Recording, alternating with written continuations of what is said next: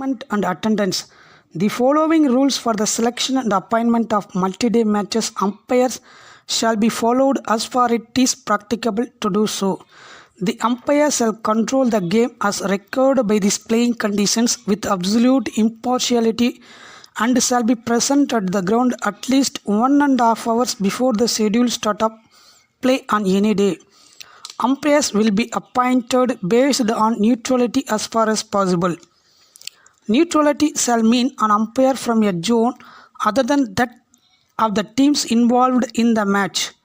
For knockout matches, appointment of neutral umpires may be dispensed with if ICC panel umpires are available. In multi-day matches where there is provisions of live or delayed telecast of the match, the BCCI will appoint a third umpire and he will cover decision use protocols as mentioned in Appendix D. In multi-day matches where there is no provision for live or delayed telecast, but the match is covered by static cameras by the BCCI match referee will act as a third umpire and he will cover only those decisions use protocols as mentioned in Appendix E. Neither team will have a right of objection to the appointment of any umpire. Second, change of umpire. An umpire shall not be changed during the match other than in exceptional circumstances unless he is injured or ill. Third, consultation with host association. Before the match, the umpire shall consult with the host association to determine which clock or watch and backup timepiece is to be used during the match, the boundary of the field of play, the use of covers, any special conditions of play affecting the conduct of the match. The host association may provide for the ringing a bell which shall be rung 5 minutes before the start of the match and the termination of an interval or interruption when the umpire shall go to the wickets. Fourth, the wickets, creases and boundaries. Before the toss and during the match, the umpire shall satisfy themselves that wickets are properly pitched, the creases are correctly marked, the boundary of the field of play complies with the requirement of clauses determining the boundary of field of play, identify and marking the boundary, and restoring the boundary. Fifth, conduct of the match, implements and equipment. Before the toss and during the match, the umpires shall satisfy themselves that the conduct of the match is strictly in accordance within these playing conditions. The implements used in the match conform to the following. The ball, extremely visible, recommends the bat, either size of stumps, the base. No player uses equipment other than that permitted. Note particularly there in the interpretation of protective helmet. The wicketkeeper gloves comply with the requirement of gloves. 6. Fair and unfair play. The umpires shall be the sole judges of fair and unfair play. 7. Fitness for play.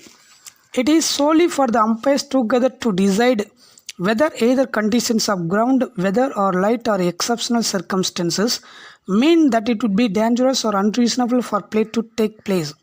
Conditions shall not be regarded as either dangerous or unreasonable merely because they are not ideal. The fact that the grass and the ball are wet does not warrant the ground conditions being regarded as unreasonable or dangerous. Conditions shall be regarded as dangerous if there is actual and forcible risk to the safety of any player or umpire. Conditions shall be regarded as unreasonable if, although posing no risk to safety, it would not be sensible for play to proceed. If the umpire consider the ground is so wet or slippery as to deprive the bowler of reasonable foothold, the fielders of the power of free movement, or the batsman ability to play the strokes or run between the wickets, then these conditions shall be regarded as so bad that it would be dangerous and unreasonable for play to take place. 8. Suspension of play in dangerous or unreasonable circumstances. All reference to ground include the pitch. The umpires shall be the final judges of the fitness of the ground, weather and light for the play. However, the umpires shall involve and consult the BCCI match referee before deciding not to start or recommence after an interval or interruption. They shall also involve the match referee when the need to suspend or call off play in dangerous and unreasonable conditions. However, when play is in progress, the umpires by themselves will take any decision regarding suspension of play. If at any time the umpires together agree that the conditions of ground, weather or light or any other circumstances are dangerous or unreasonable, they shall immediately suspend player not allowed to play to start or recommence. The decision as to the weather conditions are so bad as to warrant such action is one of for the umpires alone to make following the consultation with the BCCI match referee. If circumstances are warranted, the umpire shall stop play and instruct the ground authority to take whatever action they can and use whatever equipment is necessary to remove as much dew as possible from the outfield when conditions becoming unreasonable or dangerous. The umpires may also instruct the ground staff to take such action during scheduled and unscheduled breaks in play. The umpire shall disregard any shadow on the pitch from the stadium or from any paramount object on the ground. If a shadow from a fielder falls across the striker's half of the pitch, the fielder must remain stationary from the time the bowler commences his run-up until the striker has received the ball. In the event of a fielder moving before the striker receives the ball, the umpire shall call and signal dead ball if he considers the striker has been disadvantaged by the action. 5. Light meters. It is the responsibility of the host association to supply light meters to the match officials to be used in accordance with these playing conditions. All light meters shall be uniformly calibrated and supplied by the BCCI. The umpire shall be entitled to use light meters reading as a guideline for determining whether the light is fit for play to accordance with the criteria set out in above. Light meters reading may accordingly be used by the umpires to determine whether there has been at any stage of deterioration or improvement in the light. As benchmark for the remainder of the match, use of for artificial lights. Artificial lights shall not be used in one-day T20 matches. In a day-night matches, BCCI match referee and umpires in consultation with the host association will decide when the artificial lights will be switched on. When there is a suspension of play, it is the responsibility of the umpires to monitor the conditions. They shall make inspection as often as appropriate, unaccompanied by any players or officials. Immediately the umpires together agree that the conditions are no longer dangerous or unreasonable, they shall call upon the players to resume play.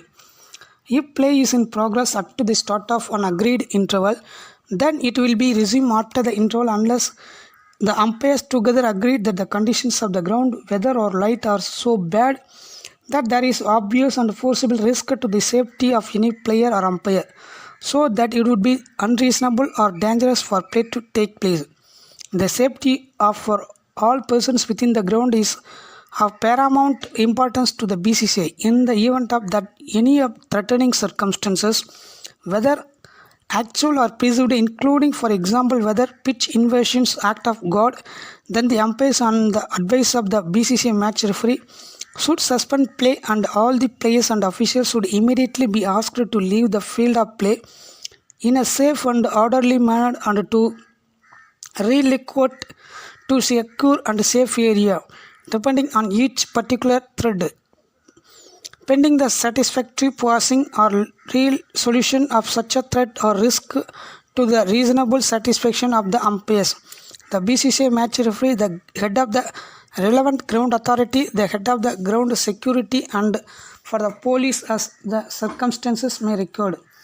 Where play is suspended above, the decision to be abandoned or resume play shall be responsibility of the BCCI match referee, who shall act only after consultation with the head of the ground security and the police. 9. Position of umpires. The umpires shall stand where they can best see any act upon which the decision may be recorded. Subject to this overriding consideration, the bowlers and umpires shall stand in a position so as to not to interfere with either the bowler's run-up or the striker's view. The strikers and umpire may elect to stand on the upside instead of the onside pitch, provided he informs the captain of the fielding side and the striker and the other umpire. 10. Umpires change ends. The umpires shall change ends after each side has had one completed innings. 11. Disagreement and dispute. Where there is a disagreement and a dispute about any matter, the umpires together shall make the final decisions. 12. Umpire's decision. An umpire may alter any decision provided that such a alteration is made promptly. This apart an umpire's decision once made is final. 13. Signals. The following code of signals shall be used by the umpires. Signals made while the ball is in play. No ball by extending one arm horizontally. Out by raising an index finger above the head. If not out, the umpire shall call not out. Wide by extending both arms horizontally. Dead ball by crossing and recrossing the wrist below the waist.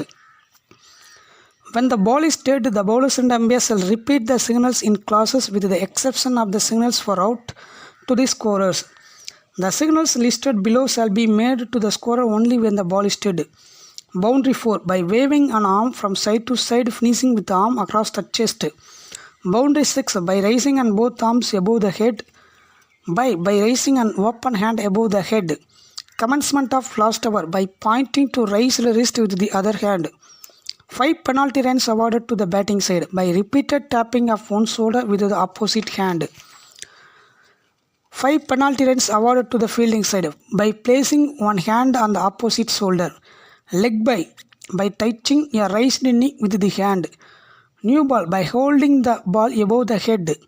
Revoking last signal by touching both shoulders each with the opposite hand. Short run by bending one arm upwards and touching the nearer shoulder with the tips of the fingers.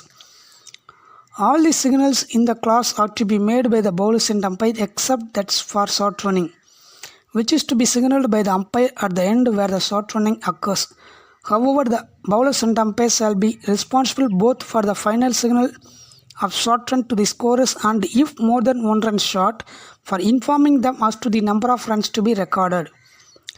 The umpire shall wait until each signal to the scorer has been separately acknowledged by the scorer before allowing play to proceed. If several signals are to be used, they should be given in the order that the events occurred. Informing the umpires. 14.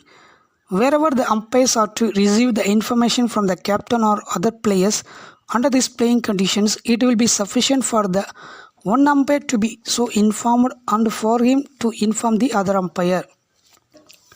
15. Correctness of scores.